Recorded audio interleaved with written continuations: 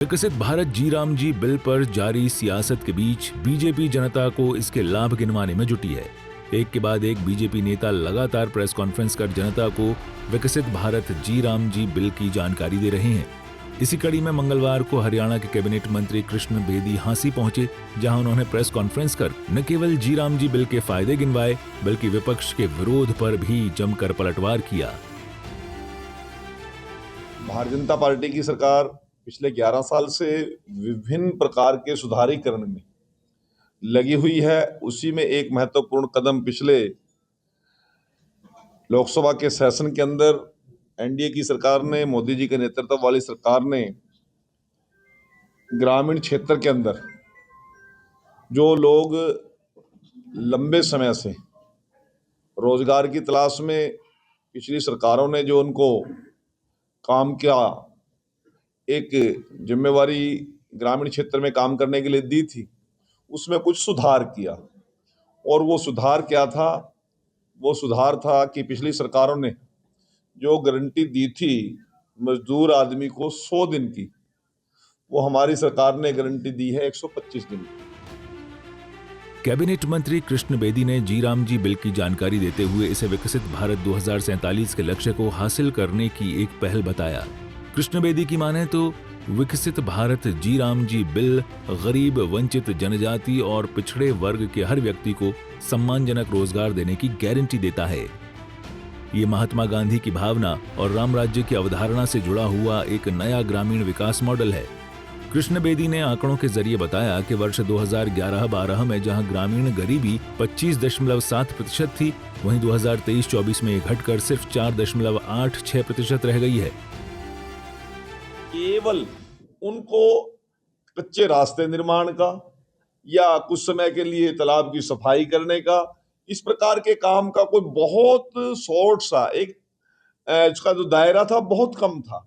अब हमने मजदूरों को काम की उपलब्धता रहे, उनको किसी प्रकार की काम की कमी ना आए। हमारी कोई गली का निर्माण गांव के अंदर पंचायत कर रही है, गांव के अंदर कोई स्कूल का 4 दीवारी बन रही है, स्कूल का कोई सौंदर्यकरण का काम है, किसी स्टेडियम का निर्माण होना है, किसी पंचायत का या चौपाल का या किसी कम्युनिटी सेंटर का निर्माण होना है, उसकी कोई सफेदी पेंट होना है, विभिन्न प्रकार के कामों का। और इस क्षेत्र के अंदर हमने लोगों को और काम की उपलब्धता रहे, इस प्रकार की इस कार्य कानून इस बिल के अंदर हमारी सरकार लेकर आई है।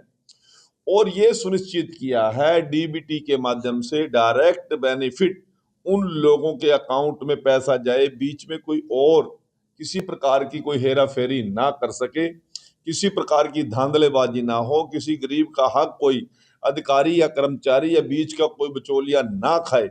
उन सभी पर नकेल कसने के लिए भारत की सरकार ने इस काम को, इस बिल को लेकर आना हमारी जरूरत थी। इसी प्रकार से काम के 60-40 की रेशो के साथ केंद्र 60% देगा, प्रदेश 40% देगा। इस हिसाब से काम का बंटवारा होगा। ग्राम सभा उस काम का डिसाइड करेगी। पहले क्या था, 10% प्रदेश देता था, 90% सेंटर देता था। उस 90% पैसे को हड़पने के लिए 10% की योजना बनाकर उस पर रख दिया जाता था। अब 60-40 का काम होगा तो 60% पैसा तब केंद्र से रिलीज होगा जब 40% का प्रोविजन ग्राम पंचायत या हरियाणा सरकार करके देगी। इधर विपक्ष की ओर से किए जा रहे विरोध और आरोपों पर भी कृष्ण बेदी ने पलटवार किया। कृष्ण बेदी ने प्रेस कॉन्फ्रेंस के दौरान कांग्रेस पर भ्रम फैलाने और जनता को गुमराह करने का आरोप लगाया। कृष्ण बेदी के अनुसार कांग्रेस शासनकाल में मनरेगा में पारदर्शिता की भारी कमी रही। यही वजह है कि केंद्र सरकार ने इस बिल में सुधार करने का फैसला लिया। अब वीबी जी राम जी में तकनीक के जरिए वास्तविक लाभार्थियों तक सीधे लाभ पहुंचाया जाएगा। और कांग्रेस वाले तो कह रहे थे कानून बदल देंगे, संविधान बदल देंगे। कोई संविधान नहीं बदला, कोई कानून नहीं बदला। एक किताब उठा के घूम रहे थे वो, उस पावन पवित्र कॉन्स्टिट्यूशन को जगह जगह लेकर घूम रहे थे।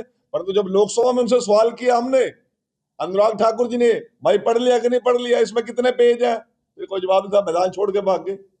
विधानसभा के अंदर नो कॉन्फिडेंस बिल लेके आए, जो वोट चोरी की बात की, मैदान छोड़ के भाग गए।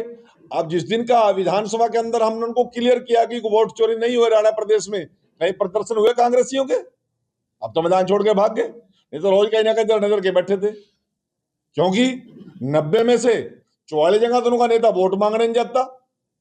उनके कैंडिडेट चुनाव चलते चुनाव के अंदर नौकरियों की सेल लगाते हैं। उनका चुनाव लड़ने वाला नेता शमशेर सिंह होगी, कहता पहले अपना घर भरूंगा। आपके ही इसी हांसी जिला में, अब तो हांसी जिला आप ही का, पहले तो हिसार जिला काउंट होता था। इसी नारनौंद की स्टेज पर दलित नेत्री इतनी बड़ी वरिष्ठ नेता को अपमानित करके इन लोगों ने भगा दिया। तब तो उनको वोट चोरी नजर नहीं आती थी।